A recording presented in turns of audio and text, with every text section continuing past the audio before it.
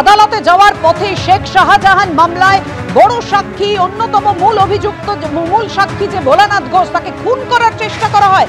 বারবার এই প্রশ্ন সামনে আসে এবং এই দুর্ঘটনায় পরতে পরতে রহস্য। আর এই ঘটনা নিয়ে রাজনৈতিক চাপানোতর তুঙ্গে। দেখুন কি বলেছেন শ্রমিক ভট্টাচার্য, কি বলেছেন অধীর রঞ্জন চৌধুরী।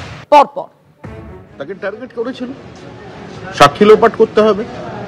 ভোট পরবর্তী হিংসায় যে সিবিআই এর তদন্ত হচ্ছে, সেখানে পুলিশ বাড়িতে গিয়ে যারা সাক্ষী আছে তাদের হস্টাইল করবার চেষ্টা করছে, প্রমাণ লোপের কাজ করছে। যেটা তো পশ্চিমবঙ্গে চলছেই। শেখ শাহজাহান তৃণমূলের তৈরি করা, শেখ শাহজাহানই তৃণমূলই শেখ শাহজাহান। তাহলে তার বিরুদ্ধে সাক্ষ্য দেবে একজন, তার বেঁচে থাকার কি কোনো অধিকার আছে? তাই এই আক্রমণ মেরে দিতে পারে এরা। সাক্ষী এখন ট্রায়াল হয়তো হতে পারে, কাস্টডি ট্রায়াল হতে পারে, তার জন্য মেরে দাও সাক্ষীকে, করতেই পারে। এটাই তো মস্তানদের সব থেকে বড় কেরামতি। পশ্চিমবঙ্গে শাহজাহানদের যাতে কিছু না হয় তার জন্য পশ্চিমবঙ্গ সরকার সক্রিয়, করতেই পারে। এটা খুব স্বাভাবিক ঘটনা, মেরে দিতে চেষ্টা করছে। তাই যারা কাস্টডি মানে যারা উইটনেস আছে, সেই উইটনেসকে প্রোটেকশন দেওয়ার দায়িত্ব কিন্তু পশ্চিমবঙ্গ সরকারের পুলিশ বিভাগের। অর্থাৎ বিরোধীরা অভিযোগ করছেন শেখ শাহজাহানকে বাঁচাতে মরিয়া শাসক দল। কি বলেছেন তৃণমূলের মুখপাত্র অরূপ চক্রবর্তী। দেখুন, এটা দুর্ঘটনা না অন্তর্ঘাত সেটা নিশ্চয়ই তদন্ত সাপেক্ষ, কিন্তু সন্দেহটা এই কারণেই জাগে যেহেতু এর আগে ওই সন্দেশখালির সময়, শাহজাহান এপিসোডের সময় একটা ন্যারেটিভ প্রচার করা হয়েছিল যে ওখানে নাকি মহিলাদের দিয়ে পিঠে বানানো হতো, ওখানে নাকি নারীদের উপর অত্যাচার হতো। এই ঘটনা অত্যন্ত মর্মান্তিক, বেদনাদায়ক, দুঃখজনক। পূর্ণাঙ্গ তদন্ত হোক এর পেছনে অন্য কোনো অভিসন্ধি ছিল নাকি না সত্যি সত্যি দুর্ঘটনা। যেহেতু ঘর পোড়া গরু, তাই জন্য আমরা সিঁদুরে মেঘ হিসেবে এটাকে দেখছি যে আবার কোনো নতুন করে একটা অ্যাক্সিডেন্টকে সামনে রেখে মিথ্যের বিনির্মাণ হচ্ছে না তো, আবার কোনো আমি সময় বলছি হ্যালো বন্ধুরা তৈরি হচ্ছে না তো। বাংলার মানুষ কিন্তু এদিকেও লক্ষ্য রাখে।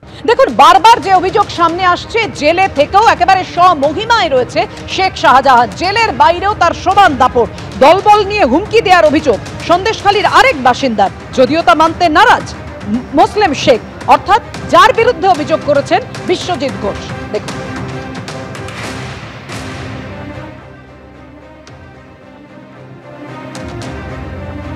গত রাত্রে মুসলিম শেখ সবিতারা একটা মিটিং করে আমার পাশের বুথে, 51 নম্বর বুথে খোলাচটি। সেখানে আমার নামে তো উল্টোপাল্টা বলেছে যে নির্মল মণ্ডল এইসব করছে ওইসব করছে, ওকে ছাড়বো না। এবার দুটো বাইক পাঠিয়ে আমাকে তাড়া করে। তখন 8:30 বাজে, আমরা দুই ভাই বাজারে ছিলাম, বাইক নিয়ে আসছিলাম। তাড়া করতে আমরা বাড়ির মধ্যে ঢুকে গেছি। ঢুকে যাওয়ার পরে আজকের যে তারপরের দিন মানে আজকের আর কি, ভোলাদার একটা কোর্টে মানে মামলা ছিল এই শাহজাহান শেখের ব্যাপারে। এবার ওরা প্ল্যান করেছে যে নির্মল মণ্ডলকে তো মারতে পারেনি, ভোলা ঘোষকে যে কোনোভাবে মারতে হবে, এই করেছে মুসলিম শেখ সবিতা রায়।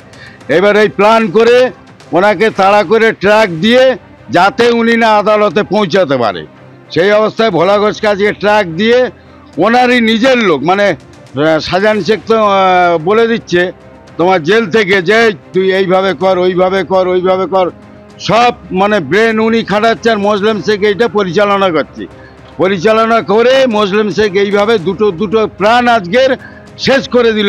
পূর্ণ মিথ্যে কথা। মণ্ডল পরিবার যে কথাগুলো বলছে একদম মিথ্যে কথা, এবং এই ধরনের মানুষ আমি না, এটুকু বারবার আমি প্রশাসনকে বলছি এবং আমি পুলিশ প্রশাসনকেও বলতে চাই, এই জিনিসটা তদন্ত করে যদি সত্যিকারের যদি সেরকম কেউ যদি করে তার শাস্তি দেওয়া হোক, এবং আমি যদি সেরকম যদি কাজ করি নিশ্চয়ই আমি শাস্তি হওয়া উচিত। যে ভয়াবহ দুর্ঘটনা ঘটেছে, যদিও দুর্ঘটনা বলতে নারাজ, চক্রান্ত করে হামলা চালানো হয়েছে, খুন করা হয়েছে, এমনটাই অভিযোগ করছেন। অর্থাৎ যেই শেখ শাহজাহান মামলার অন্যতম মূল সাক্ষী, তার পরিবারের সদস্যরা, নিরাপদ সর্দার, তিনি কি বলছেন আপনাদের সামনে রাখবো। একেবারে শাসক দলের বিরুদ্ধে স্পষ্টতই তিনি অভিযোগের আঙুল তুলেছেন। এর আগেও আপনাদের শুনিয়েছি অধীর রঞ্জন চৌধুরী এবং শ্রমিক ভট্টাচার্য, তারা বলছেন যে তৃণমূলের রাজ্যে ঘটনা সম্ভব, সাক্ষীকে তারা খুন করার চেষ্টা করছেন। এই ঘটনায় অর্থাৎ যে ভয়াবহ দুর্ঘটনা ঘটেছে, আদালতের দিকে যখন যাচ্ছিল এই গাড়িটি, তখন সেই সময় হামলা চালায় ট্রাকটি, পরিকল্পনা করে ষড়যন্ত্র করে হামলা চালানো হয়েছে। আহত ভোলানাথ ঘোষ, মৃত তার ছোট ছেলে এবং গাড়ির চালক, ট্রাকের চালক পলাতক।